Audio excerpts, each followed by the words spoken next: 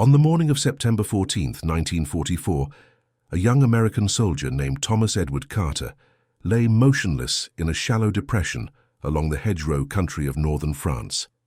The air hung heavy with the scent of wet earth and decaying leaves, and a light drizzle had been falling since before dawn. From his concealed position, Carter could see a German observation post approximately 400 meters away, its occupants completely unaware that they were being watched by a man who had transformed himself into something that looked less like a soldier and more like a piece of the landscape itself. His uniform, his face, his rifle, and even his hands were covered in a thick layer of mud mixed with crushed vegetation, a technique he had developed over months of trial and error that would eventually make him one of the most effective marksmen of the entire European campaign. The German soldiers in that observation post believed they were safe.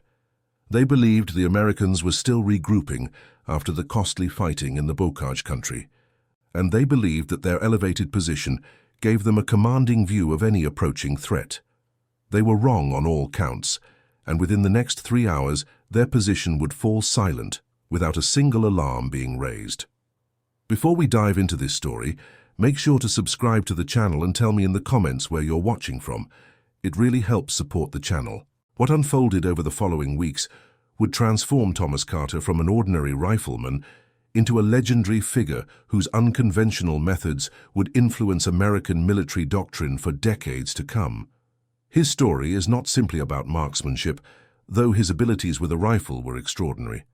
It is about innovation born from desperation, about a farmer's son from rural Tennessee who applied lessons learned from hunting white-tailed deer to the deadly serious business of modern conflict, and about how one man's willingness to embrace discomfort and patience created results that seemed almost impossible to his contemporaries. Thomas Edward Carter was born on March 3, 1922, in a small farming community nestled in the foothills of the Great Smoky Mountains. His father, William Carter, worked a modest tobacco farm, and from the age of 7, young Thomas accompanied his father on hunting trips that would last for days at a time.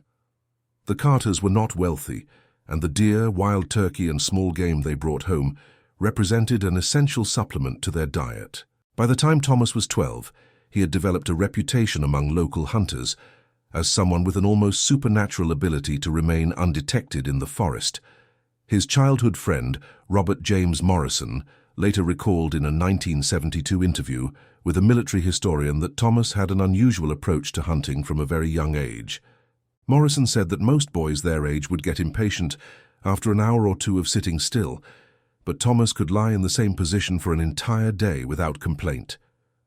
Morrison remembered one particular hunt when they were about 14 years old, and Thomas had covered himself completely in mud and leaves to mask his scent and break up his outline.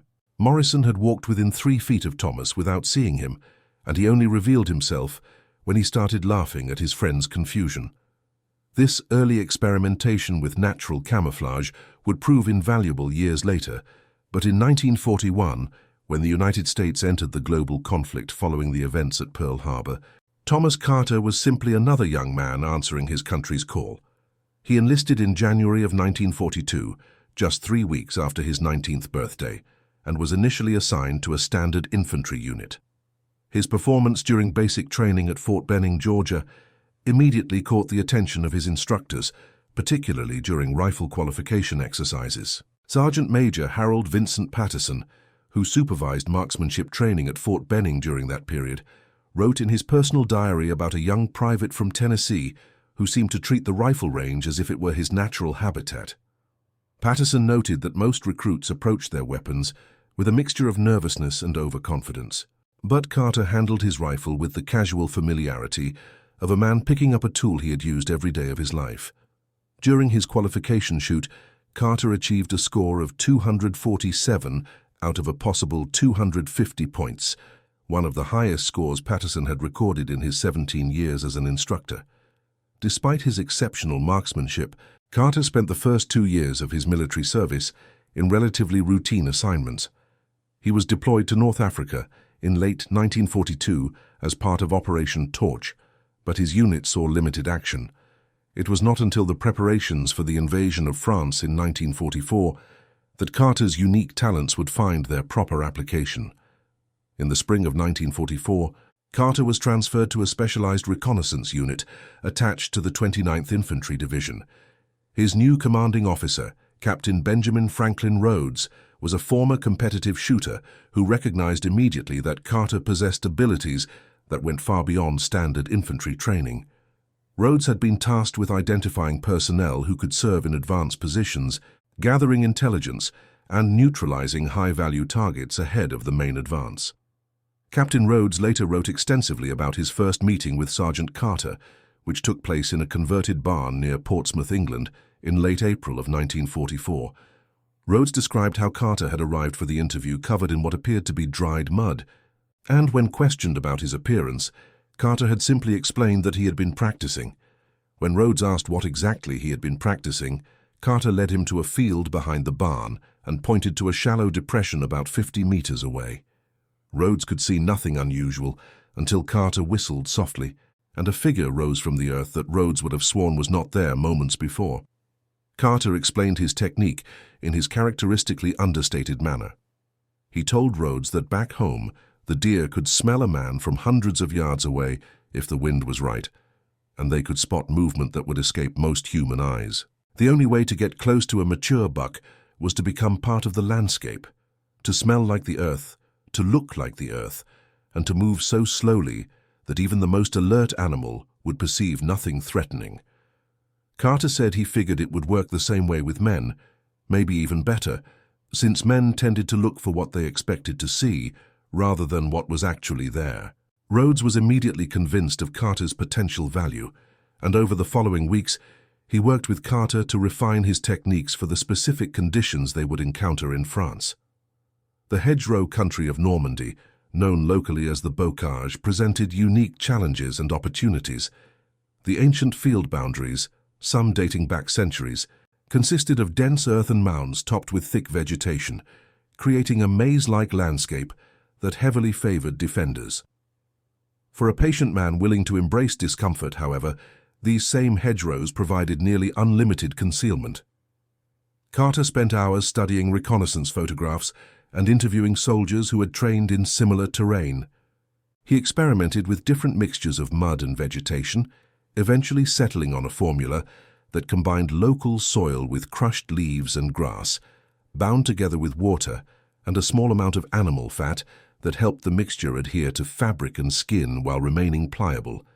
This concoction, which his fellow soldiers began calling the mud cloak, could be applied in layers to completely transform a man's appearance and, crucially, his scent. The invasion of Normandy began on June 6, 1944, but Carter did not see action until several weeks later, when the brutal fighting in the hedgerow country had devolved into a grinding stalemate. The German defenders had turned each hedgerow into a miniature fortress, and American casualties mounted alarmingly as units attempted to advance through the maze-like terrain.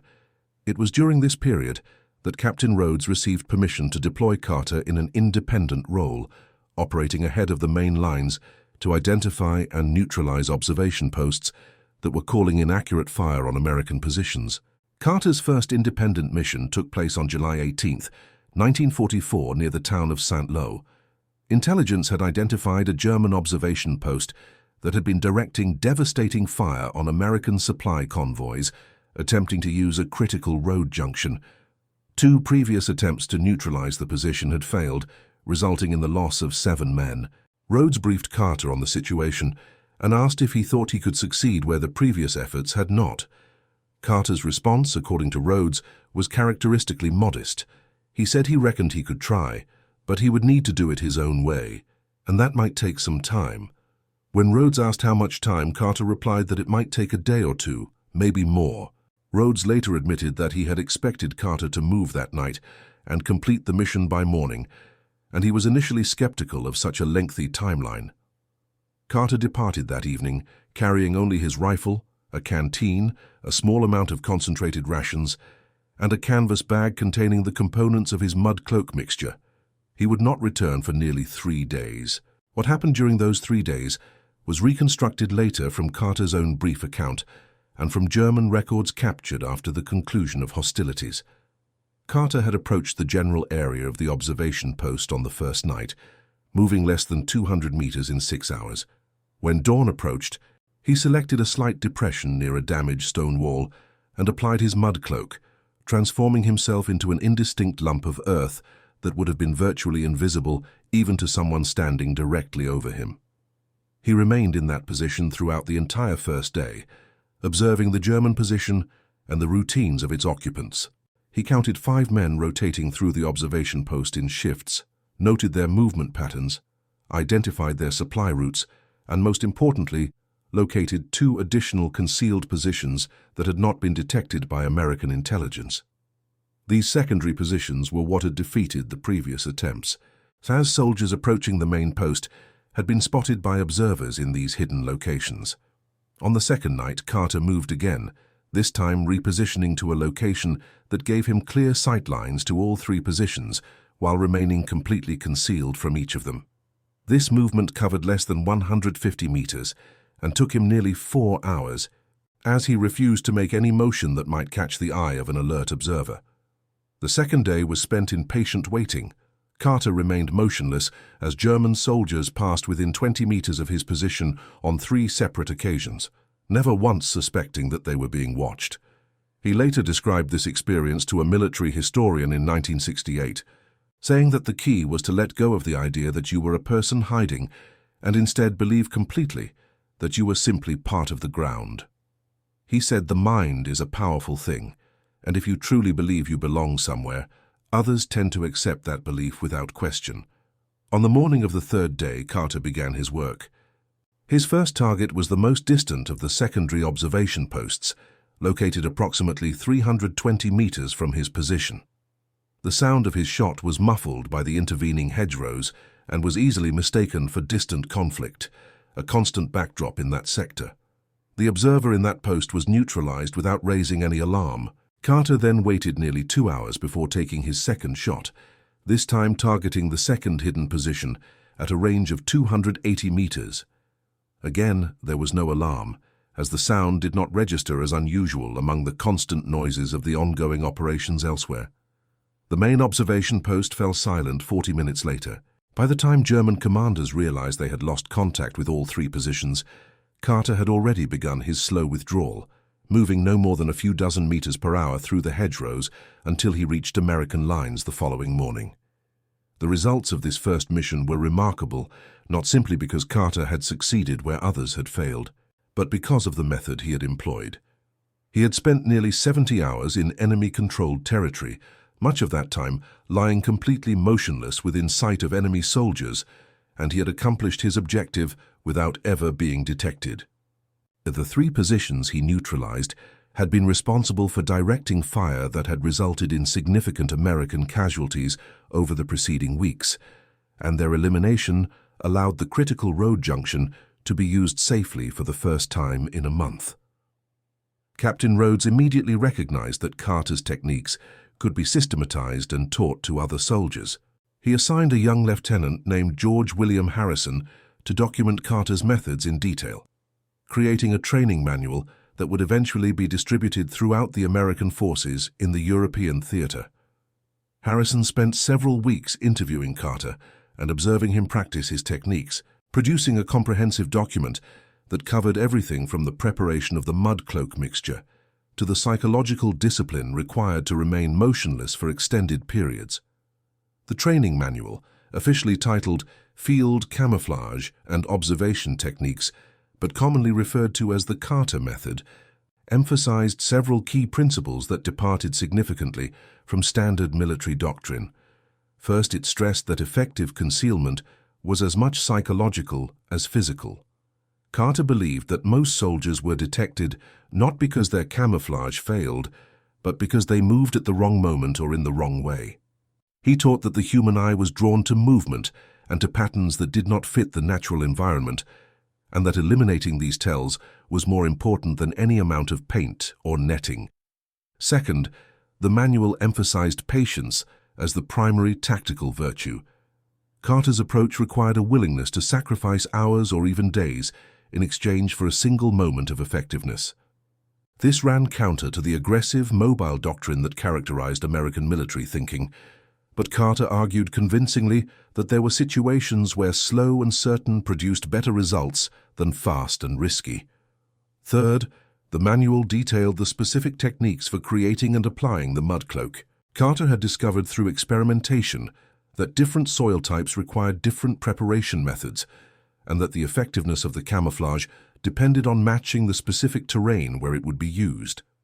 He recommended that soldiers spend at least an hour studying the ground in their target area before preparing their mixture, collecting samples of local vegetation and soil to ensure a perfect match. While the training manual was being developed, Carter continued his independent operations throughout the summer and fall of 1944. His second mission, conducted in early August near the town of Mortain, was perhaps even more impressive than his first. German forces had launched a major counterattack, attempting to cut off American forces that had broken out of the Normandy beachhead. A key component of this counterattack was a forward observation post that was directing artillery fire with devastating accuracy against American tank columns. Carter was inserted behind German lines by a night patrol and spent 4 days working his way toward the observation post.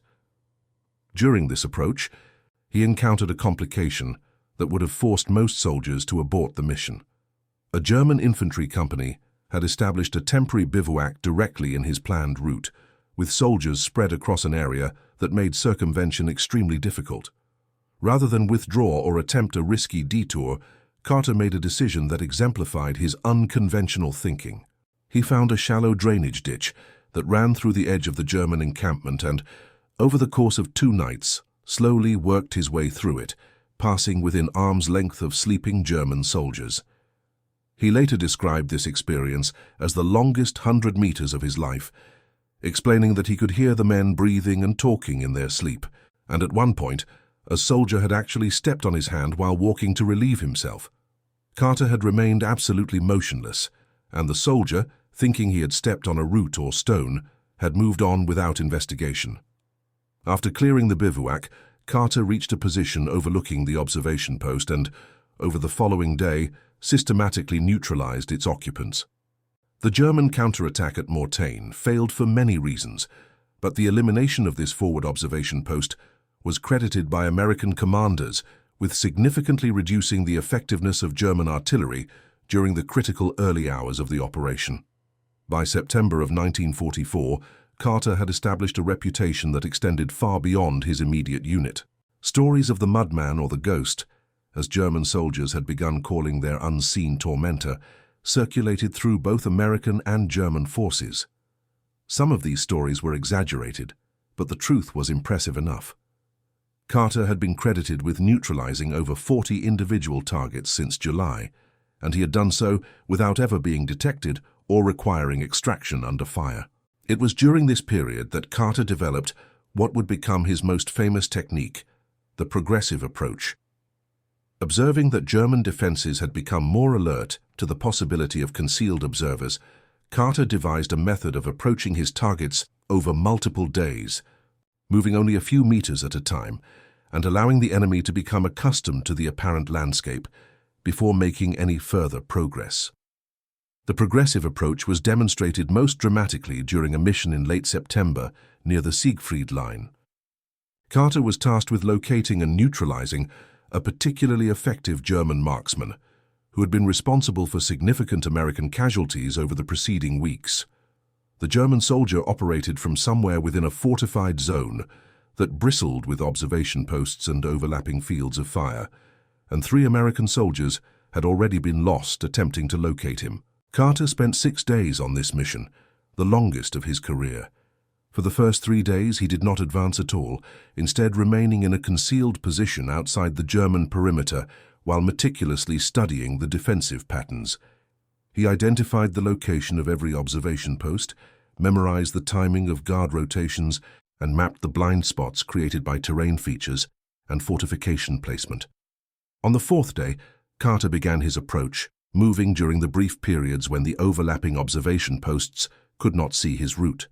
He advanced no more than 30 meters that day, but by nightfall he had penetrated the outer defensive perimeter. The fifth day saw even slower progress, as the density of German positions increased. Carter later estimated that he spent nearly 18 hours lying motionless in a shell crater, waiting for an opportunity to move that did not come until after dark. On the sixth day, Carter located his target. The German marksman was operating from a carefully concealed position in the upper floor of a partially collapsed farmhouse, a location that gave him excellent sight lines while remaining virtually invisible from ground level. Carter had identified the position by observing the subtle disturbance of dust that occurred each time the German took a shot, a detail that would have escaped almost any other observer. Carter neutralized his target with a single shot from a range of approximately 270 meters. More importantly, he then remained in position for an additional 4 hours, neutralizing 2 more German soldiers who approached the farmhouse to investigate before beginning his withdrawal. The progressive approach had allowed him to penetrate a defensive network that had proven impervious to conventional methods. By October of 1944, Carter's total had risen to 67 confirmed neutralizations. Military intelligence began tracking his activities more closely, and his after-action reports were studied by officers far above his pay grade. General Omar Bradley reportedly received briefings on Carter's techniques and expressed interest in expanding the use of similar methods throughout the American forces. However, it was during the difficult winter of 1944 to 1945 that Carter's talents would be tested most severely. The German offensive in the Ardennes, which began on December 16th, created chaos throughout the American lines. Units were overrun, communications were disrupted, and the fog-shrouded forests became a nightmare of confusion and uncertainty. Carter's unit was caught in the initial German advance, and for several days he operated completely independently, cut off from any American command structure. During this period, Carter demonstrated that his techniques were effective not only for offensive operations, but for survival in enemy-controlled territory. He spent 11 days behind German lines, moving only at night and remaining concealed during daylight hours. During this time, he continued his work, neutralizing German targets of opportunity while gathering intelligence on enemy movements that would prove valuable when he finally reached American lines. One incident from this period became legendary among American soldiers in the sector. Carter had taken shelter in an abandoned barn when a German patrol decided to use the same structure as a temporary rest point. Rather than attempt to escape, which would almost certainly have resulted in detection, Carter concealed himself beneath a pile of moldy hay and remained there while nearly 20 German soldiers spent several hours eating, sleeping, and talking directly above him. Carter later recounted this experience with characteristic understatement. He said it was uncomfortable, explaining that the hay was wet and smelled terrible, and some of the soldiers had been sick, which did not improve matters. However, he noted that discomfort was not the same as danger, and he had learned long ago that the body could tolerate far more than the mind usually believed. When the German patrol departed, Carter remained in the barn for an additional 6 hours before continuing his journey. He eventually reached American lines on December 27th, carrying detailed information about German positions and movements that proved valuable to commanders attempting to organize the counteroffensive. Carter's experiences during the Ardennes campaign led to refinements in his techniques that made them even more effective. He developed methods for maintaining body heat during extended periods of immobility in cold weather, using controlled breathing exercises he had learned from a book on Eastern meditation practices that a chaplain had given him. He also experimented with modified rations that could be consumed without visible movement, as he had realized that the act of eating often created enough motion to attract attention. By February of 1945, Carter had resumed active operations as American forces pushed into Germany itself. The terrain had changed significantly from the hedgerow country of Normandy, but Carter adapted his techniques to the new environment. In urban settings, he used rubble and debris as his concealment material, spending hours covered in brick dust and plaster that made him appear to be just another pile of wreckage. In forested areas, he reverted to his original mud cloak method enhanced with local vegetation. The final months of the conflict in Europe saw Carter achieve his highest totals. In March alone, he was credited with 23 confirmed neutralizations, bringing his official count to 94. His 100th came on April 8th, near the town of Halberstadt, when he neutralized a German officer who had been directing the defense of a river crossing that American forces needed to capture. Carter's final official total stood at 103 confirmed neutralizations when hostilities ended in May of 1945. This number, impressive as it was, almost certainly understated his actual contribution, as many of his early missions had not been properly documented, and some of his solo operations behind enemy lines during the Ardennes campaign could not be verified through standard channels. After the conflict ended, Carter was offered the opportunity to remain in the military and help train the next generation of specialized observers. He declined, explaining that he had joined to do a job and that the job was now done. He returned to Tennessee, married his childhood sweetheart, Mary Elizabeth Thompson, and took over his father's farm. For the next several decades, he lived quietly, rarely speaking about his wartime experiences, except to close friends and family. Carter did agree to participate in several military studies during the 1950s and 60s, helping to develop training programs that incorporated his techniques. The Carter method remained in use in various forms for many years, and elements of his approach were incorporated into specialized training that continues to this day. A military historian who interviewed Carter extensively in 1968 described him as perhaps the most naturally talented fieldcraft practitioner of the 20th century, a man whose capabilities seemed to emerge from some deep connection to the natural world that most modern people had lost. Carter's story illustrates several important truths about the nature of conflict and human capability. First, it demonstrates that conventional approaches are not always the most effective, and that innovation can come from unexpected sources. Carter's techniques were developed not in military academies or training schools, but in the hills of Tennessee, where a young boy learned patience and concealment in pursuit of game. Second, Carter's success shows that physical courage, while important, is not the only or even the primary virtue in such situations. Carter's courage was of a different kind, the courage to lie motionless while enemies walked within arm's reach, the courage to trust in his techniques even when every instinct screamed for flight, the courage to embrace discomfort and tedium in pursuit of results.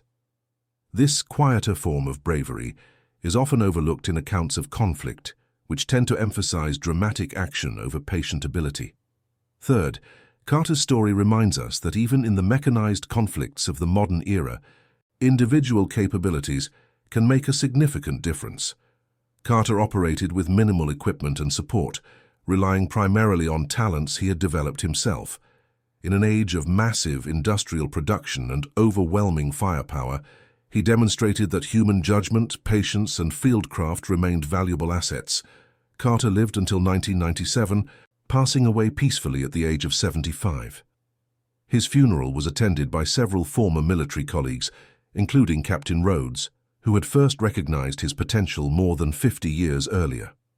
Rhodes, himself in his 80s, delivered a eulogy that captured both Carter's achievements and his character.